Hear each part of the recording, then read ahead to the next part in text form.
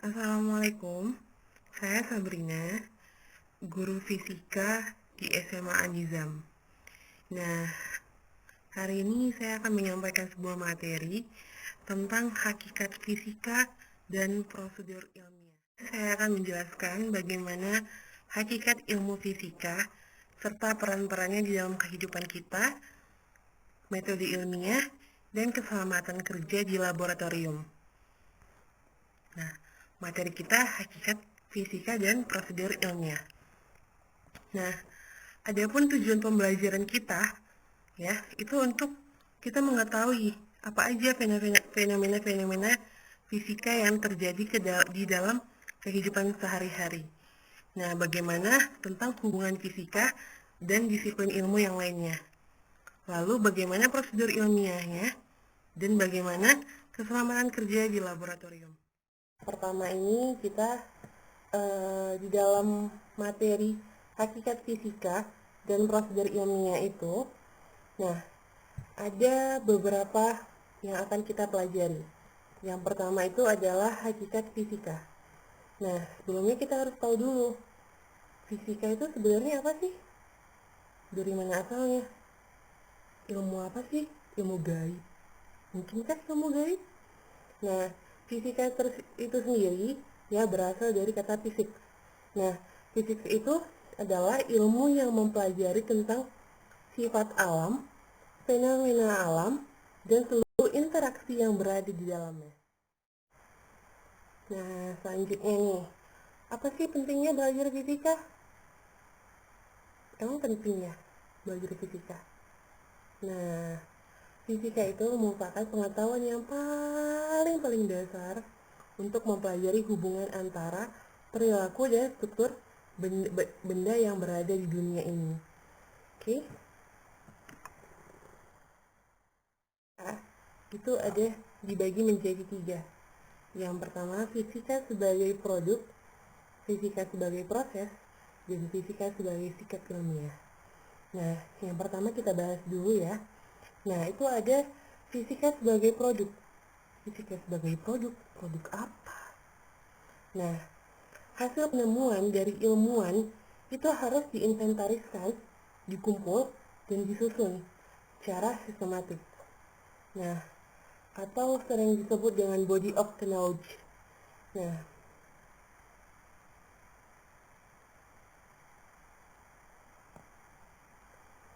apa aja sih produk yang ada di dalam fisika? Nah, yang pertama itu adalah fakta, ya, atau keadaan atau kenyataan yang sesungguhnya yang terjadi di lapangan atau yang terjadi di alam. Nah, lalu ada konsep. Konsep adalah abstraksi dari berbagai kejadian, objek, fenomena, dan fakta. Nah, lalu ada rumus. Nah, rumus ini adalah pernyataan matematisnya, ya, dari suatu benda. Kayak rumus, kalau contohnya itu gini. Hukum Newton yang kedua. Ada rumusnya kan? Rumusnya apa? F sama dengan M kali A. Nah, itu adalah rumus. Nah, lalu ada prinsip atau hukum fisika. Adalah aturan dasar yang menyimpulkan pengamatan untuk menjelaskan pola kejadian alam. Nah, lalu ada model. Model ini adalah hal yang paling berguna karena dia akan memahami suatu fenomena alam atau suatu materi. Nah, lalu dalam fisika terdapat produk teori. Nah, teori fisika adalah suatu penjelasan berdasarkan pada berbagai pengamatan yang didukung oleh hasil eksperimen.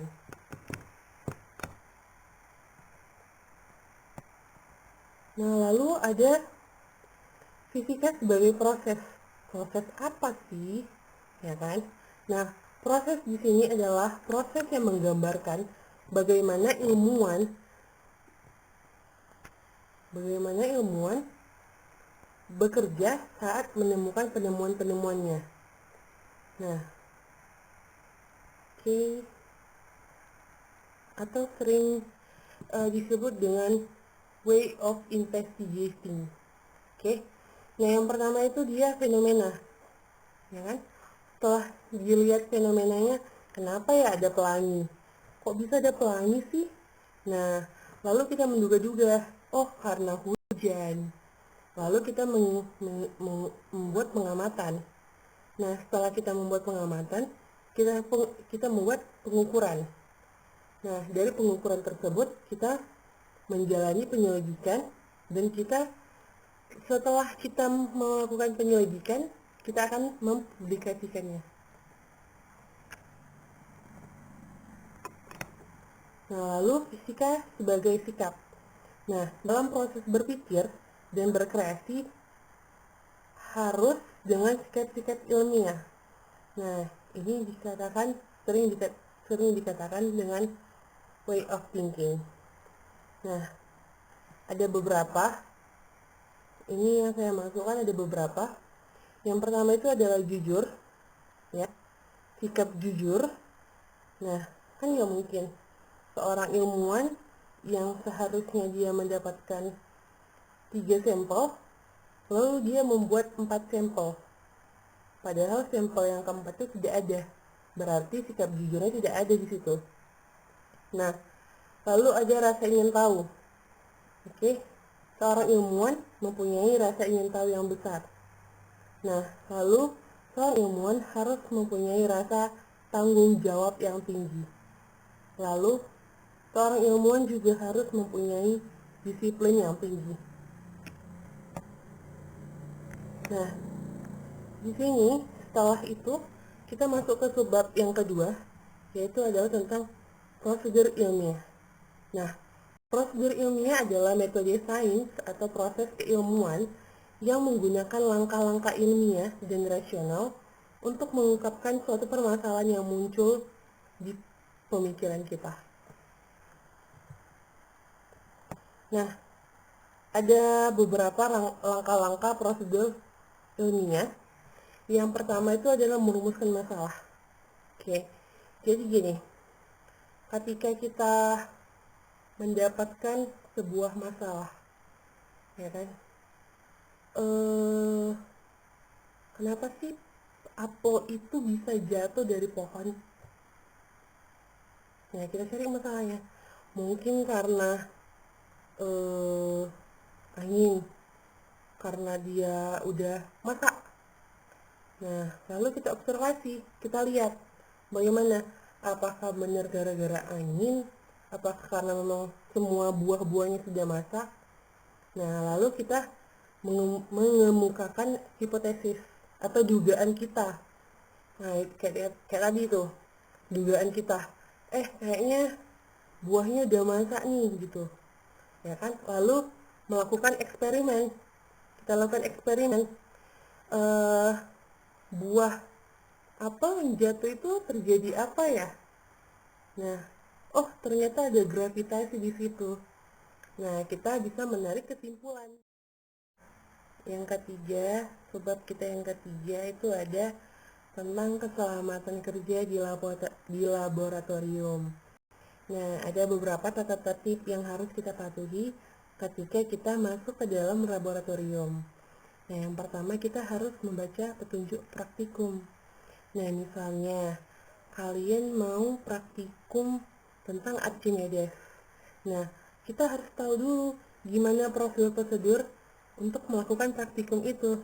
Jangan asal kita main langkah-langkah nggak kita buat. Misalnya langkah pertama, yang seharusnya langkah pertama, yang kita buat langkah yang ketiga. Itu sudah salah ya. Nah, lalu ada yang kedua, itu adalah menggunakan peralatan keselamatan. Jadi kita dilarang makan dan minum. Karena selama kita berada di dalam lab, kita tidak boleh mengkonsumsi makanan ataupun minuman. Karena makanan ataupun minuman itu kalau di laboratorium, misalnya nih kita bawa minum. Nah, kita bawa minum, bisa aja kan air minum kita tumpah ke alat-alat praktikum kita, dan itu akan membuat praktikum kita gagal. Nah, lalu kita harus menjaga kebersihan meja praktikum kita, ya, dan lingkungan di dalam laboratorium itu harus bersih.